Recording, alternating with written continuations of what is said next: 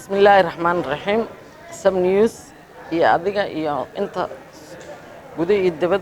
نقد داون دونتا السلام عليكم ورحمة الله وبركاته إن ما أنتوا عمالين تاريخيا إن رئيس الوزراء محمد حسين روبلة رئيس الوزراء حكومة الجمهورية الفدرالية الصومالية أي صوت صدي إن برلمانك قلها شعبك برلمانka Jamhuuriyadda Federaalka Soomaaliya hor yimaado oo uu ka jeediyo barnaamijkiisii boqolka cisho ugu horeysay tan waa arin cusub xukuumadii dalka soo maray iyo shantii baarlamaan ee dalka soo maray ugu dambeysay laga soo bilaabo 2000 xukuumadaasna waan ka tirsanaan jiray min saddex ra'iisul wasaare soo martay madaxweynayaashii dalka soo maray marka inta badan marka laga reebo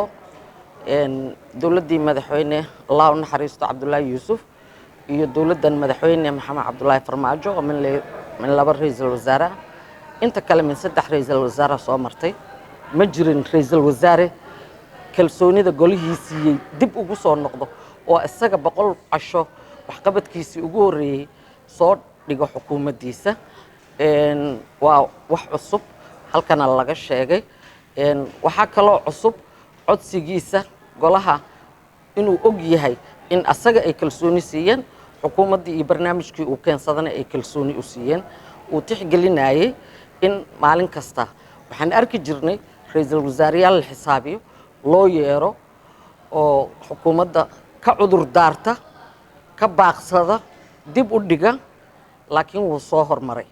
marka anna waxaa ilaahay mahadiis ah inaan golihiisa ka mid ah